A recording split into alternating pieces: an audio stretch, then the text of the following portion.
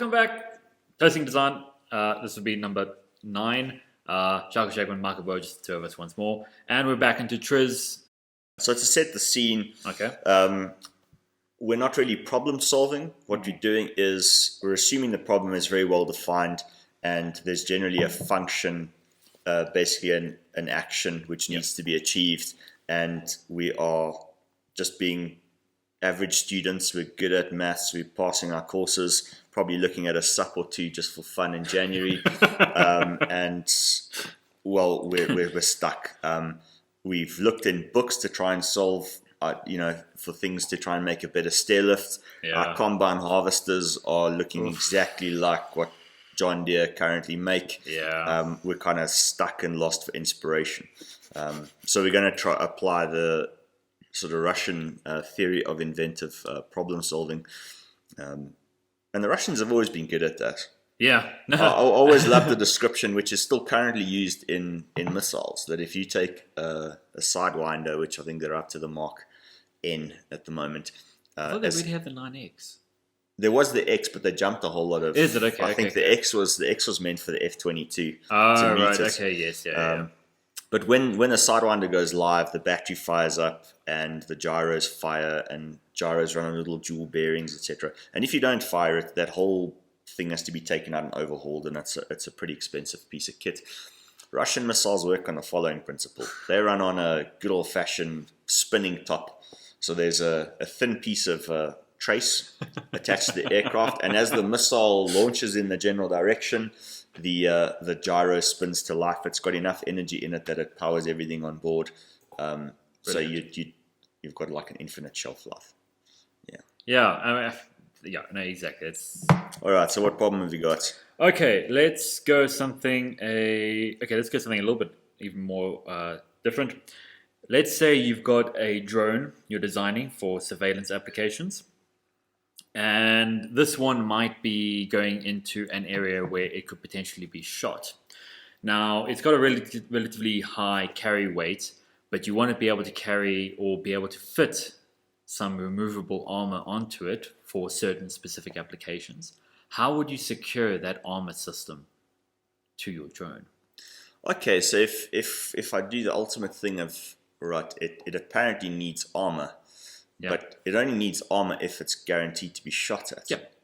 All right, well, let's see if we can use TRIZ to Sure.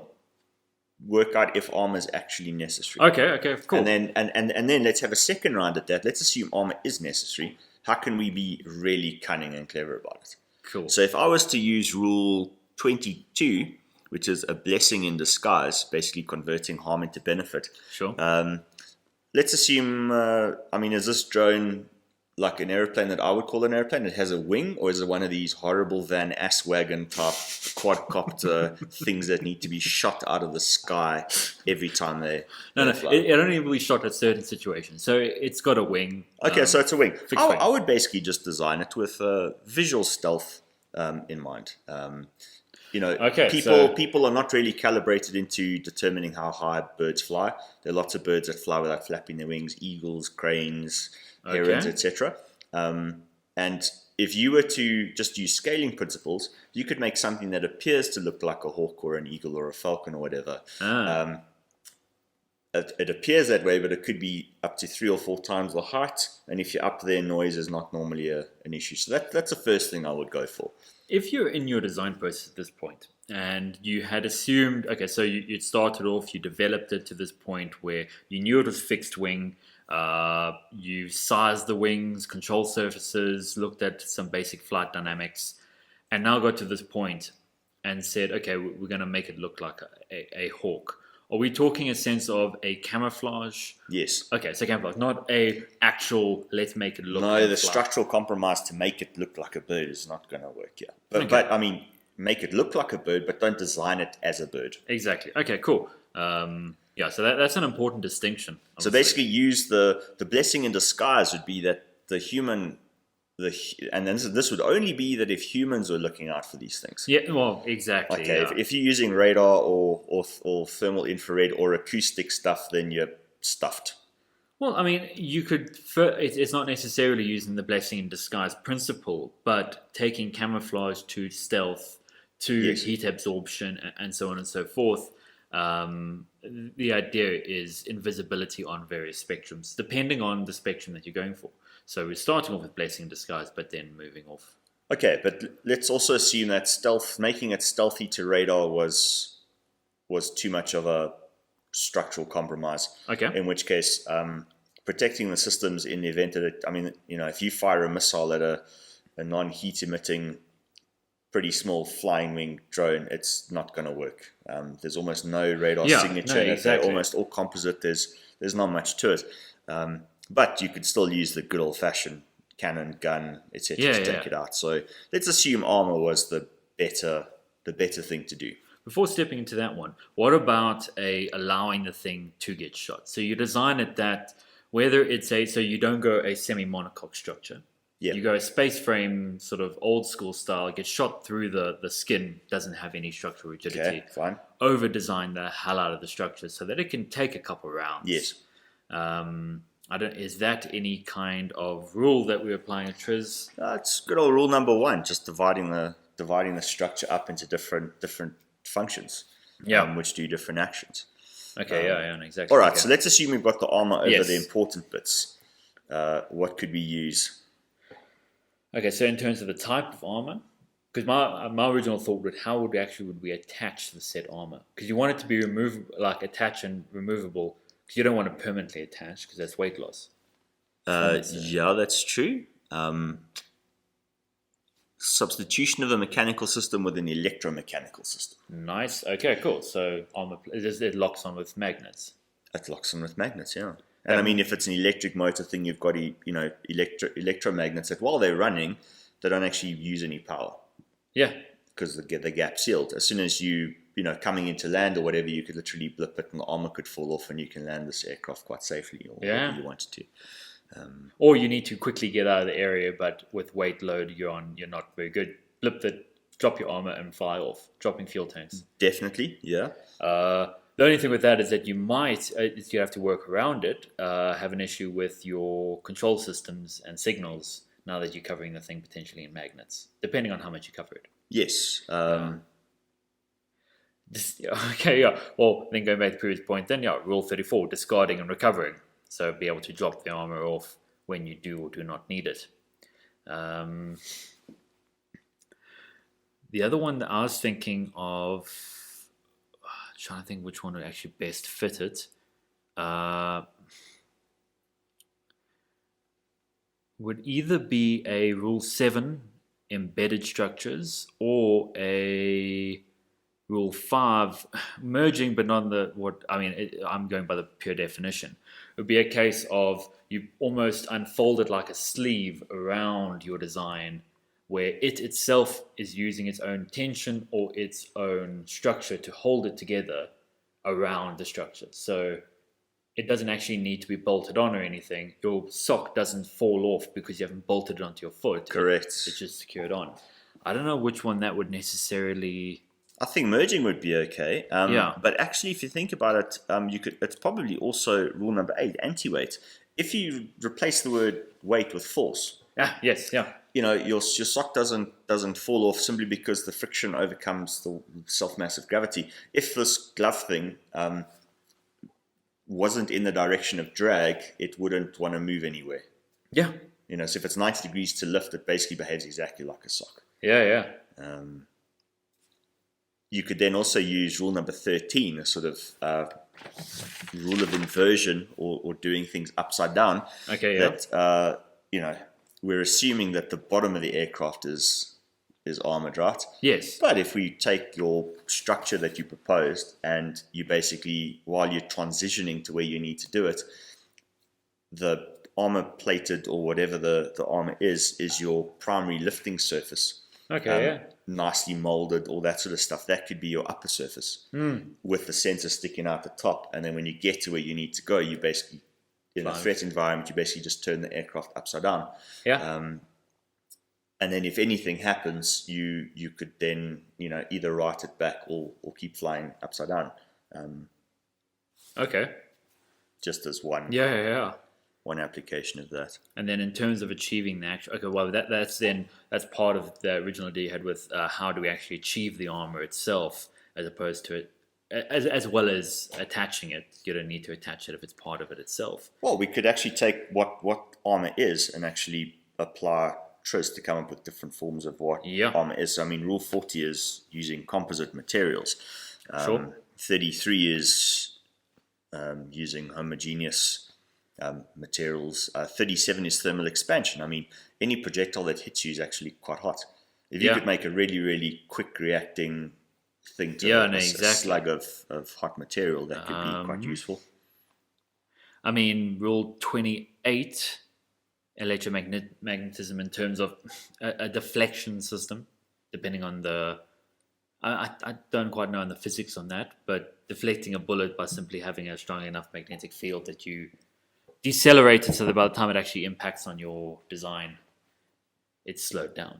Yeah. If we were to take division out, you could literally have almost like a guard dog shape flying below you. And if that thing got damaged, you'd basically just drop the decoy. So you could make a lightweight thing using composite materials that produced no lift, minimal drag, but it was almost like an old-fashioned knight's armor shield. Yes, yeah. No, so it wasn't actually attached to the structure, which would be a different concept. Well, it would be attached, but it's in its own free space. Yeah. I'm curious on this Rule 17, another dimension. Now, my sci-fi loving brain is going really weird at that one. But fundamentally what it is, it's moving in an alternate dimension. And dimension is forward left, or forward back is a dimension. Left right is a second dimension. Up down is your third dimension. So it's basically outmaneuver the rounds. Yeah. Have it so maneuverable and so agile that no matter what you're shooting at it, it can track it and outmaneuver it. Size and scale dependence, but especially if you end up flying relatively high, your lower caliber rounds and stuff aren't going to reach you too successfully. So you're ending with larger rounds, which maybe a flak or something like that. Oh, that'd be awesome. The idea that just sprang into my mind with another dimension is, have you ever tried to take apart a Rubik cube? They're pretty strong. Yeah. I mean, I'm just imagining a structure where the main wing is segmented into almost the layers of a Rubik cube. Yeah. And if a bullet was coming through, you'd literally take that section of wing and literally just like flip that through, and the bullet would literally sail through the gap. Yeah.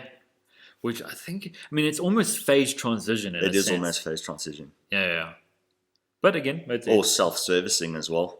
I mean, that's more kind of self-sealing fuel tank. Self-sealing fuel tank, Yeah. Or self-tensioning railway lines. Yeah. All right, cool. Up for another one? Yeah, got another one. Okay, so let's say you have developed an augmented reality glasses system, or your cell phone, while it's just sitting on your desk, projects up all the information that's coming up, your Facebook feed, your Twitter feeds. What are those?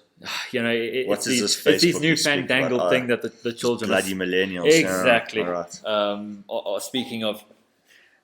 And of course... The point with that then is, given that the millennials are then basically doing, causing themselves even more anxiety and stress, how would you then reduce the person's exposure to those stress triggers? Let's assume they're going to want to buy them, and let's assume you're going to get them, that your phone's going to be trying to throw as much information. Your glasses are just flooding you. You can't look anywhere without knowing everything about everything. How would you reduce stress triggers? Okay, so if we just take rule number 39, which is neutral atmospheres or inert environments. Okay. It's basically behavior which would drive people to, well, there's all kinds of psychological things involved in this. But if you were to, change the atmosphere, I guess. I don't know. I've never used any of these things, so I'm almost imagine it as a sense of it's... You don't have to look at a screen or anything like that. It's just in front of you, projected. You walk past someone and over their head will be displayed all the information that tells them what they're like, what they feel about you, what they last said about you. No, okay, that's not exactly what the system is about, admittedly. But the idea is that, given that some of those things, just looking through Facebook or even news, can sometimes cause anxiety issues. Okay, then I would swap. I would basically use inversion Okay. and the neutral environments, and actually take out the word neutral or inert, and then flip it around.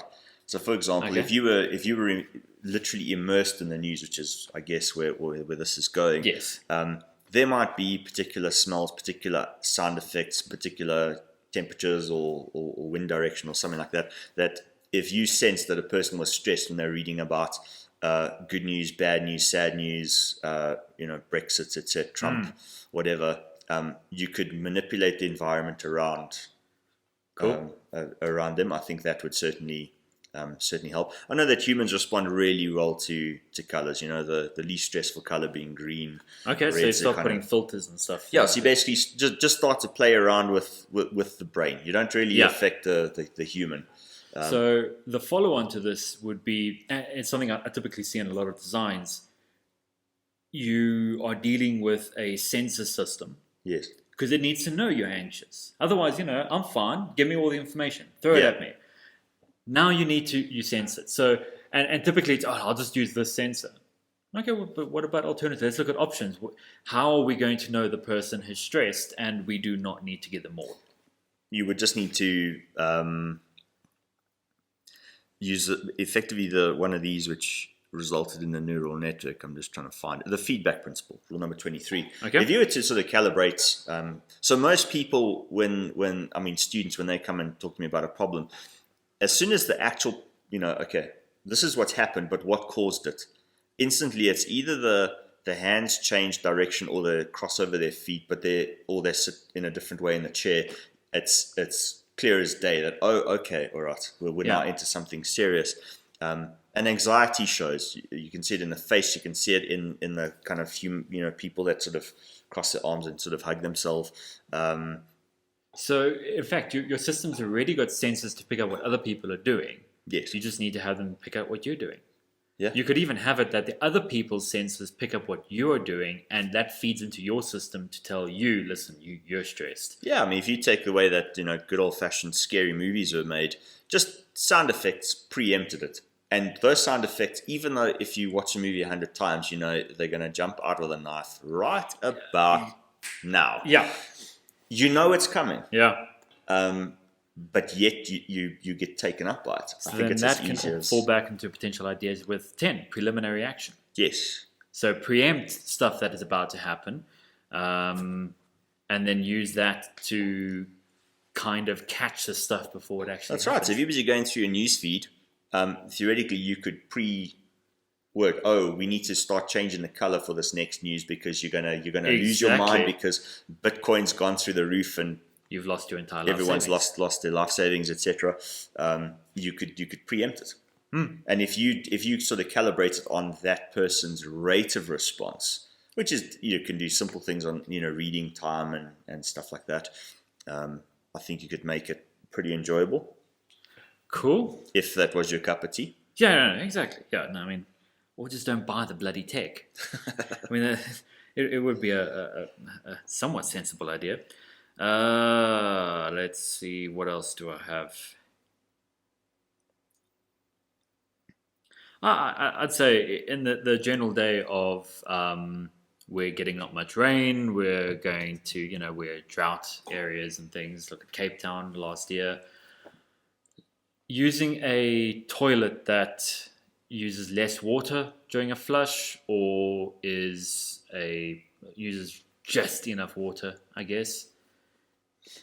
I guess you could use preliminary action. There are basically two functions that a toilet performs. Yeah. If the toilet was aware of which function, because humans don't always follow instructions, for example. Yeah. You could use the principle of a preliminary action. You could also use Rule 11, which is beforehand cushioning. An example is a sort of driver's airbag. It's a preemptive. Okay, yeah. So preempting preemptive strike. Of course, then you could go into all the kind of chemical things on, what else could you do with... So instead of, you don't actually flush, you do something else entirely different. Yeah, no expert at chemistry, but rule Sure. number 38, strong oxidants. Okay. If the oxidants are waterless, I mean, the major thing is if you're not using water, you need something else. Yeah. You could theoretically use air to process all these things. What, put a aircraft grade toilet into your house? Something like that, or use air knives to help get stuff through. The problem is, where does that power come from?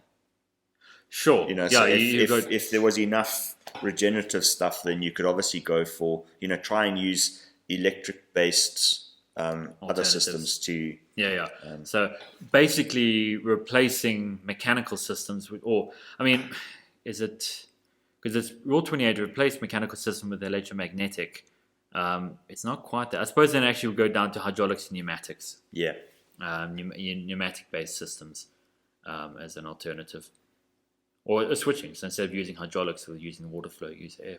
So, I mean, there's a strange thing, there's some parts of the current world where there currently are no toilets. And I mean, up until, I don't know, maybe 200-300 years ago, there weren't what we know as toilets. And certainly using a water system to deal with it, that obviously came out of Europe where there's plenty of water. All cities were built on rivers and things like that. But no one's really tackled this problem. In great detail. I mean, there are loads of design competitions on trying to save water when it comes to the sort of the toilet. But I mean, there are other things which in a household of 4 will use much more water than the toilet, and that's showers.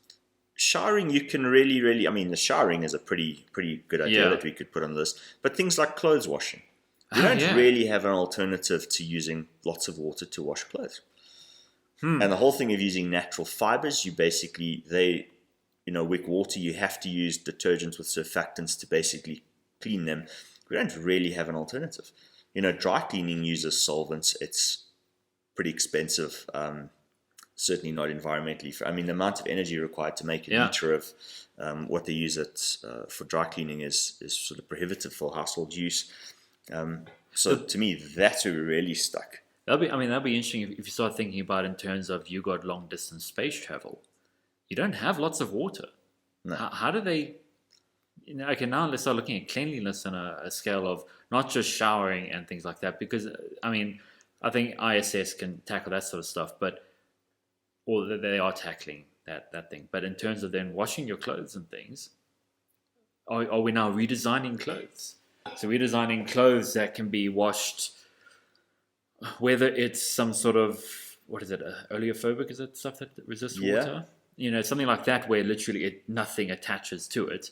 So it protects you and covers you from harm, but literally, I can't imagine what you'd sweat like or anything like that. Yeah, I mean, if you think about it, if you take, both of us wear jeans, cotton grows in a field that then goes through extensive washing and water treatments and stuff like that. Yeah.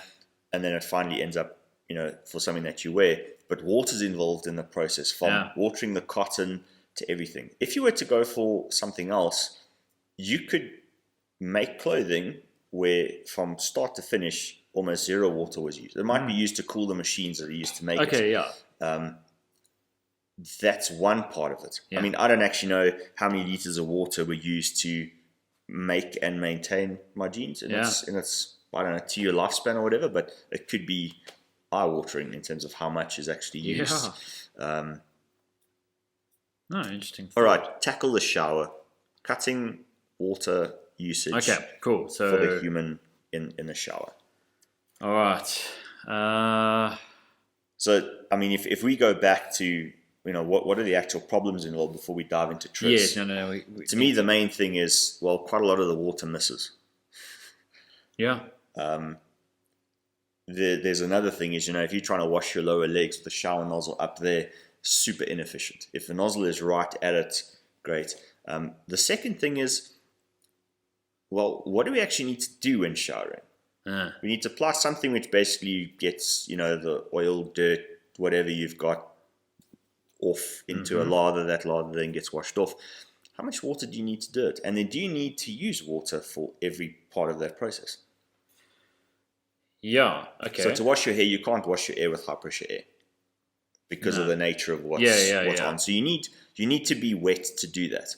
you don't have to. I mean, it might not necessarily have to be water. Yeah. But there's got to be something which, is a non-polar solvent or whatever it is.